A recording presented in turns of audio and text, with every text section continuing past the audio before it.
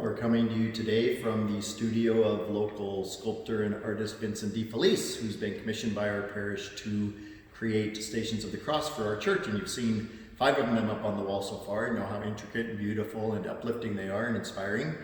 So we're going to talk with Vince a little bit today about his process for the making of these stations. And you might recognize some of Vincent's other work, as John's going to pan around here and show some things you might recognize from Gonzaga University, Gonzaga Prep School.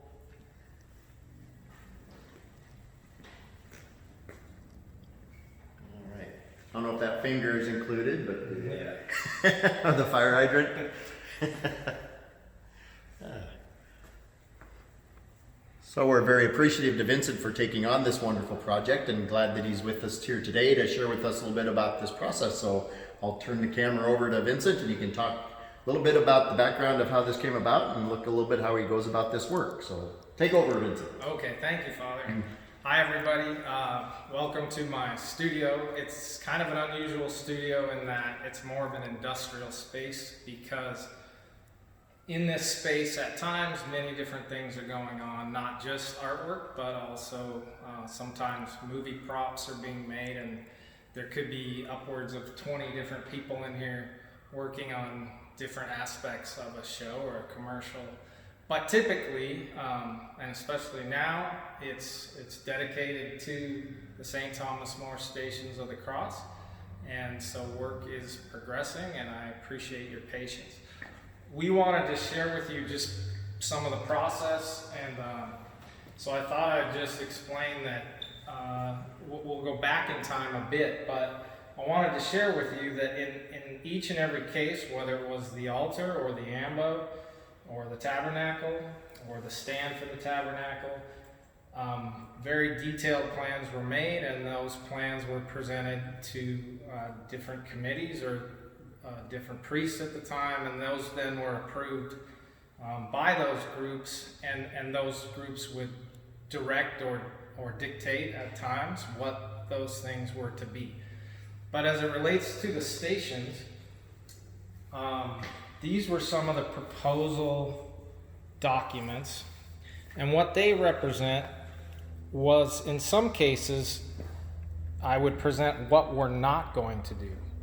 And so as you look at this particular document here on the left, these were types of stations that we weren't going to do. We weren't going to do just partial images or fragments of images or an excerpt from a station, but we were going to, and we weren't going to have things jut out from the frame, so to speak, and we weren't necessarily going to do ornate framing around the stations.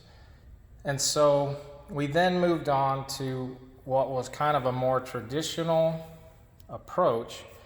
And prior to having done any of the stations, I said they would, be somewhat in this vein where they were multiple figures, representational figures, very appropriate, done with reverence and skill, but yet they would just be the station.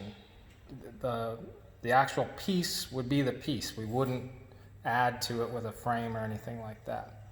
So this was a way of showing the relief approach that we were talking about. And so with that, then tried to give the parish an example of what the stations might look like hanging. And so we then, these were just some examples that, I could visualize for them without having to make them. But we decided on some very large vertical pieces. One thing, as an artist, I appreciate all sacred art, but I do go into churches and realize that a lot of the stations are just these almost little tiles, and you can't really even see them, and they just seem, in terms of size, a little inadequate. So we went with a large format, but this format became a vertical format, which is beautiful, but it's also difficult compositionally, because you want to tell the story generally like a movie, it progresses, but it progresses in a horizontal format. So doing the vertical format, it's difficult to work in figures. I then kind of, and this is part of my process, but I would do some sketches, but this was one sketch of what a station might look like at the time. This is not, in fact, what I did do for this particular station, but it was an example of how it would be approached. And then lastly, we talked about the patina, or the colorization, and with the present church colors and things that were still being developed at that time, years ago, we went with kind of this traditional bronze look, which of these kind of warmer patinas, and generally it's a fairly dark medium. Once the stations are lit, the shadows and the depth will increase and they'll stand out beautifully. But so this was all presented in advance, as well as the sizes, and then it was a matter of just getting down to business. So we'll talk about that next.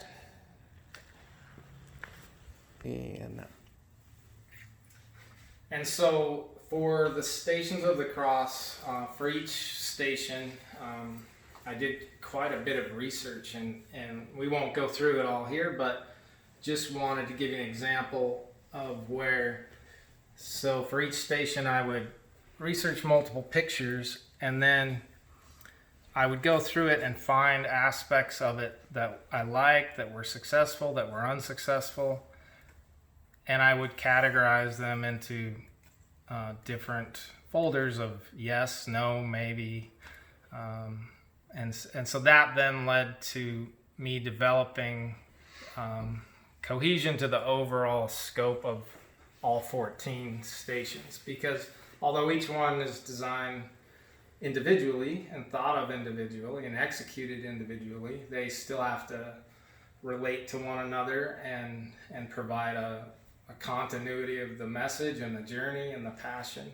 And so it's quite a lot to think of and think about. And so this was a way for me to kind of compartmentalize it and to kind of help me visualize the story and to do something original to us, but yet based in tradition.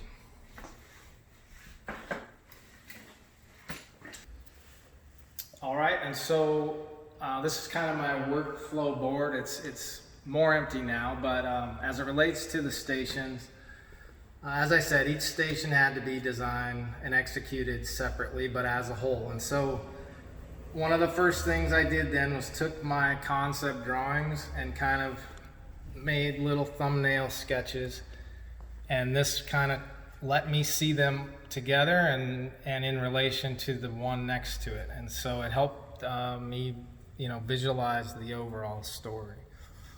But as I then had to tackle each one, if you look up here on the red dots, each one needed to be researched, each one needed to be designed, and then a pattern made, and then roughed out, which you'll see in a minute, and then final sculpted, which really is the brunt of the whole thing. It takes hundreds of hours. But then I'm not done, and I have to mold it and cast it and finish it. And so that's the process for each one times 14. And as you see, there's quite a few completed, but there's also quite a few blank squares. And so I actually finished sculpting station 12, and I molded it the other day, so that is done. Nice visual. Right? Here we go.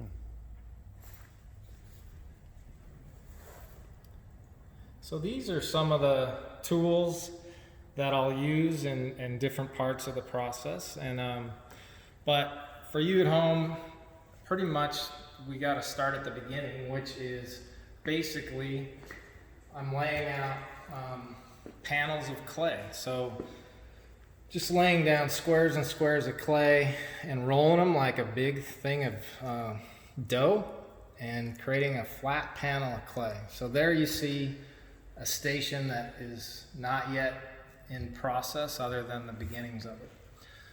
But over here, this is a station that is being roughed out, and so it has been in this stage quite a while.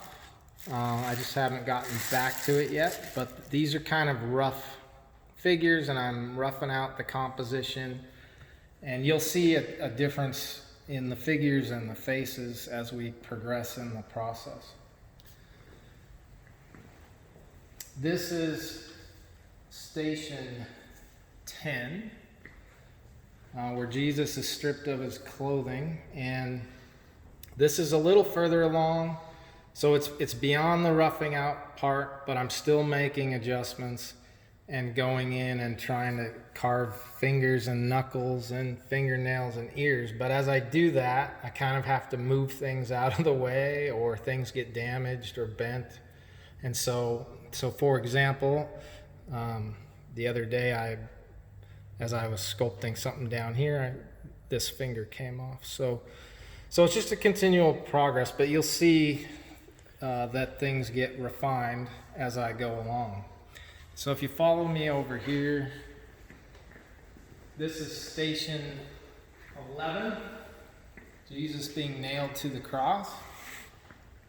And if you kind of get down in there a bit, you can see that there are still some parts that need to be worked on, but there's also parts that are very refined and done and detailed. But as I go in there to work, same thing, I end up affecting other areas. And so at this stage, it's kind of everything, although it's getting honed in, it kind of takes a lot longer. And doing the details of the rope and fingers and knuckles and ears becomes a bit tedious. At the same time, you'll see here what appears to be kind of this ghosted image of a figure. And as part of my composition and the design, I originally had a young man helping tie Jesus' feet to the cross. And in fact, I'll even show you the work here. But so this was the figure that was in that spot. But as I worked on this station and readied it to do its final stage, which it's almost at, it was just, at least in my opinion, it was drawing the eye downward, and it was doing more harm than good in terms of the aesthetics. And so literally yesterday, I scraped it off of there by digging it out with this tool. I saved it so that you could see it, but typically then that just is wasted work, and it's going to go in the trash.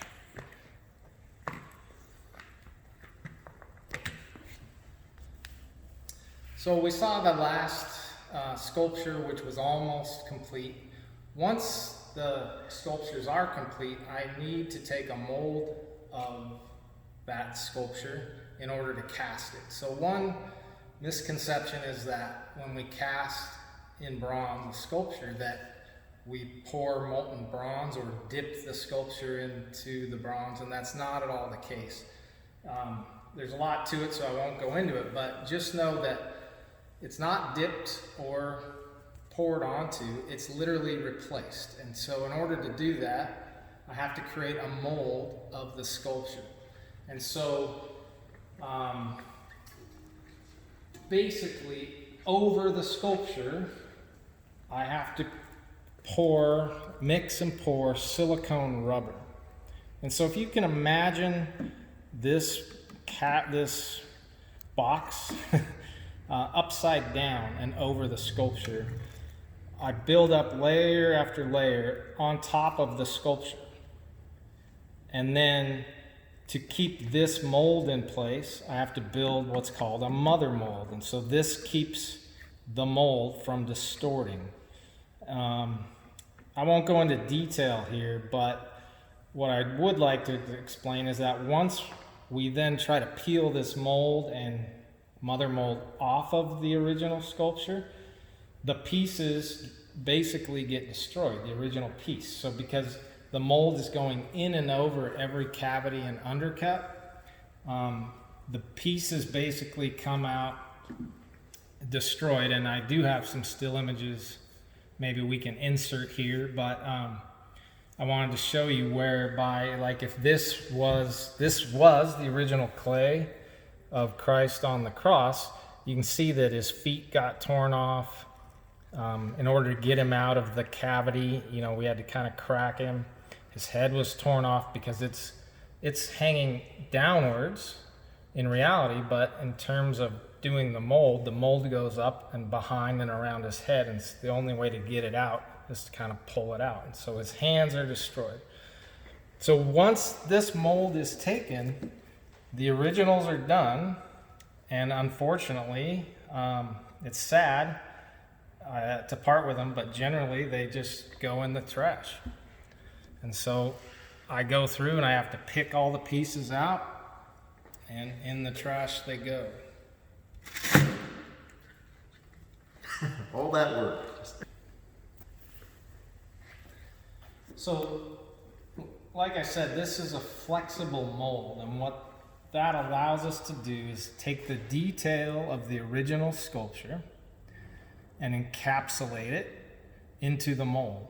And as I said, this other piece is the mother mold, and it keeps the flexible mold from distorting, because you can see it's kind of rubbery and would distort. And so if we didn't have this mother mold, the face or the hands or the detail of the piece could kind of get warped and funny looking. And so we also put what are called keys into the mold. And so if you can imagine, that helps register the mold specifically to a place in the mother mold. So if that's not fitting in there right, it'll kind of be flappy. But once that's keyed in and everything's in place, then it's as if it's just a true cavity of the original. And so again, you'd have to imagine that all of this is upside down, and then I peel off, or pull off, actually pry off with pry bars, the mother mold. I then can work gradually the flexible rubber mold off of the original, and as discussed, it takes with it many of the parts and pieces. And so I would have essentially those broken pieces, which you saw part of. But after that, I then, if you can imagine that deep down in here are his fingers and his head and his toes and ears and different parts and components, I have to go through and dig those out of the mold without penetrating the mold or tearing the mold. And so that takes quite a bit of time to get those pieces picked out of there. I then have to just take all the debris and try to get it cleaned up. And there's times when, really, in fact, if you come over here, John, there's one that I missed, but there's little portions of the clay just stuck in there. And so I have to go in and pick all those little details out, because we don't want those little fragments of clay to be cast into the next phase. Once that's done, and once all the little pieces are accounted for and cleaned, I then have to scrub and clean the mold.